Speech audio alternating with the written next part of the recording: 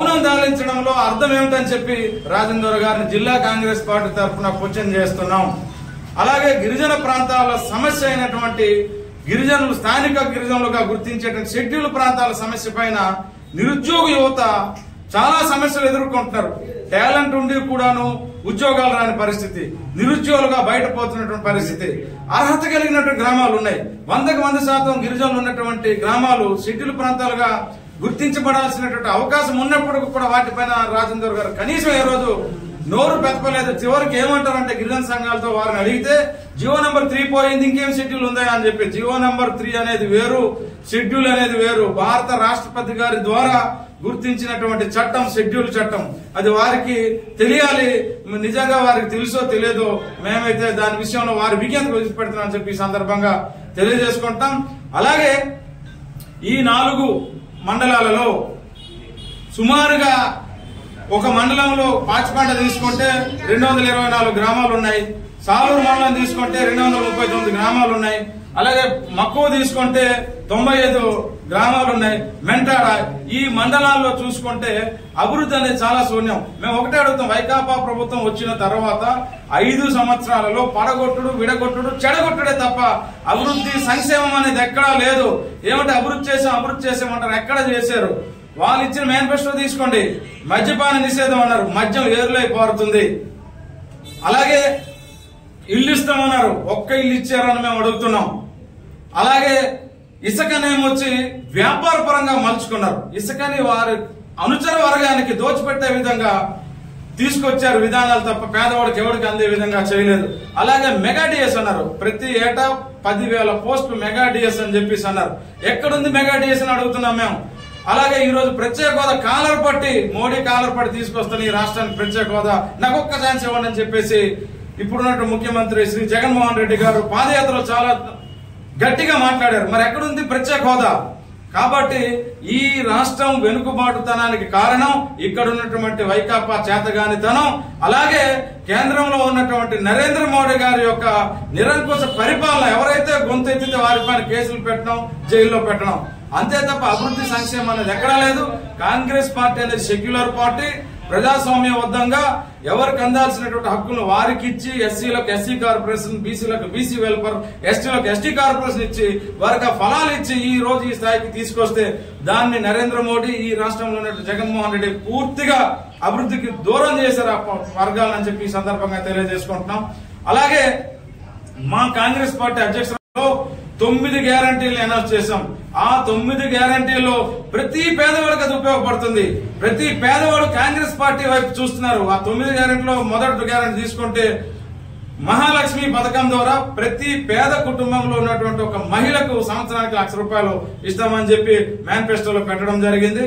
అలాగే ప్రతి white ration కార్డుకి నెలకు ₹5,000 మేము మినిమం గ్యారంటీ స్కీమ్ ఆర్థిక భరోసా ఇస్తామని చెప్పి మేనిఫెస్టోలో పెట్టడం జరిగింది. నిరుద్యోగ యువతకు కేంద్రంలో ఇండియా కూటమి అధికారంలోకి వస్తే 30 లక్షల ఉద్యోగాలు, రాష్ట్రంలో కాంగ్రెస్ పార్టీ అధికారంలోకి వస్తే 2.25 లక్షల ఉద్యోగాల్ని భర్తీ చేయడానికి మేము ముందుకు వస్తామని చెప్పి మేనిఫెస్టోలో చెప్పడం జరిగింది. ఈ రోజు పేదలకు ఇల్లు లేవు. ఎక్కడ చూసినా ఇల్లు అనేది ఒక్క ఇల్లు కూడా ఈ రోజు అప్పుడు ఉన్నటువంటి తెలుగుదేశం అవ్వచ్చు, ఇప్పుడు ఉన్నటువంటి వైకాపా ప్రభుత్వం అవ్వచ్చు, పేదలకు ఇల్లు లేవు. కాబట్టి ఇందిరమ్మ ఇల్లు అనేది 5 లక్షల రూపాయలతో ఇందిరమ్మ ఇల్లు మంజూరు చేస్తామని చెప్పి మేనిఫెస్టోలో పెట్టడం జరిగింది. ఈ రోజు ఉపాధి హామీ పథకం, గ్రామీణ ఉపాధి హామీ పథకం అనేది వేతనం పెంపు జరిగింది. ₹400 ఒక రోజుకి వేతనం ఇస్తామని చెప్పి మేనిఫెస్టోలో పెట్టడం జరిగింది. అలాగే నిరుద్యోగులు ఎవరైతే ఉన్నారో నిరుద్యోగులు అప్రెంటిస్ ట్రైనింగ్ తీసుకోవడానికి టైఫండ్ కింద వారికి ఉద్యోగం వచ్చినంత వరకు వారు తీసుకున్న శిక్షణకు సరిపడే విధంగా సంవత్సరానికి ₹1,00,000 వారికి టైఫండ్ కింద అందజేస్తామని చెప్పి మేనిఫెస్టోలో చెప్పడం జరిగింది. ఈ రోజు మహిళలకు 50% ఉద్యోగంలో రిజర్వేషన్ కల్పించే రకంగా 50% రిజర్వేషన్ ఇస్తామని చెప్పి మేనిఫెస్టోలో చెప్పడం జరిగింది.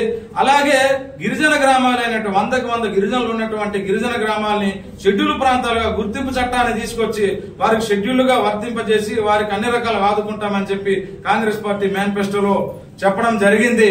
కాబట్టి ప్రజలు ఆదరిస్తారు. ఎందుకంటే ప్రజలు కాంగ్రెస్ పార్టీ ఇచ్చినటువంటి హామీలు గతంలో రాజశేఖర రెడ్డి గారు ముఖ్యమంత్రి హయాంలో కాంగ్రెస్ పార్టీ ఎన్నో సంక్షేమ పథకాలు తీసుకొచ్చింది. అందులో రైతును రాజు చేసింది కాంగ్రెస్ పార్టీ. రైతులకు 2 లక్షల రూపాయలు రుణమాఫీ చేస్తామని చెప్పి మేనిఫెస్టోలో పెట్టడం జరిగింది. అలాగే గ్యాస్ సిలిండర్, ఈరోజు గ్యాస్ సిలిండర్ అనేది ఆకాశానికి అంటుతుంది. 500 రూపాయలకి గ్యాస్ సిలిండర్ ఇస్తామని చెప్పి కాంగ్రెస్ పార్టీ హామీ ఇచ్చింది. ఈ రాష్ట్రానికి సంజీవిగా ఉన్నటువంటి ప్రత్యేక హోదా, ఇండియా కూటమిలో ఉన్నటువంటి కూటమి ప్రభుత్వం రాగానే ఈ రాష్ట్రంలో అధికారంలోకి వచ్చినా రాకపోయినా కూటమి ద్వారా అధికారంలోకి వస్తే 10 సంవత్సరాలు ఈ రాష్ట్రానికి ప్రత్యేక హోదా ఇస్తామని చెప్పి రాహుల్ గాంధీ గారు హామీ ఇవ్వడం జరిగింది. కాబట్టి ఈ రాష్ట్ర ప్రజలు ఆశిస్తున్నారు, కాంగ్రెస్ పార్టీని ఆశీర్వదించడానికి సిద్ధంగా ఉన్నారు. మరీ ముఖ్యంగా ఈ రాష్ట్ర ప్రజల్ని, ఈ నియోజకవర్గంలో ప్రజల్ని, ఈ మన్యం జిల్లాలో ఉన్న ప్రజలందరూ కూడా, అన్ని వర్గాలను కూడా మేము కోరేది ఒకటే, కాంగ్రెస్ పార్టీ అనేది సెక్యులర్ పార్టీ. కాంగ్రెస్ పార్టీ అనేది ప్రజాస్వామ్యవాదంగా, రాజ్యాంగబద్ధంగా పరిపాలన అందిస్తుంది, సర్పంచులకు నిధులు ఇస్తుంది, గ్రామ పంచాయతీలకు అభివృద్ధిని చూపిస్తుంది. కానీ ఈ ప్రభుత్వం వచ్చిన తర్వాత, జగన్మోహన్ రెడ్డి వచ్చిన తర్వాత ఒక ప్రైవేట్ సెక్టర్ గా తయారు చేశారు. వారి అనుచర వర్గానికి వాలంటీర్లుగా నియామకం చేసి తద్వారా వారి ద్వారా గ్రామాల్లో ఇన్ఫర్మేషన్ తీసుకొని అణిచివేసి, భయపెట్టి, భయభ్రాంతులకు గురి చేసి పరిపాలన కొనసాగించాలనేటటువంటి ఆలోచన తీసుకొచ్చారు. మరి అది చూస్తే ఈ రోజు ఈసీ తీసుకున్న నిర్ణయం, వాలంటీర్లు ఎలక్షన్లకు దూరంగా ఉండాలి అని చెప్పి ఈసీ చెప్తే దాన్నేమో ప్రతిపక్షాలు, పాలకపక్షాల మీద బురదలే ప్రయత్నం చేస్తుంది వైకాపా ప్రభుత్వం. ఇదైతే సరైన పద్ధతి కాదు. ఎన్నికల కోడ్ ఉన్నప్పుడు ఎన్నికల అధికారికి విస్తృతమైనటువంటి అధికారాలు ఉంటాయి. నిజంగా వాలంటీర్లు అనబడే వారు వైకాపా కార్యకర్తలుగా పనిచేయకపోతే రాజీనామాలు ఎందుకు చేస్తున్నారు? అంటే రాజీనామాలు చేశారంటే అర్థమైంది, మేము పార్టీ కార్యకర్తలు అంగీకరించినట్టేగా. కాబట్టి ఇది చాలా దయనీయమైన పరిస్థితి. కాబట్టి మేమందరినీ, ప్రజలను కోరుతున్నాం, ఈ రాష్ట్రం బాగుండాలన్నా, దేశం బాగుండాలన్నా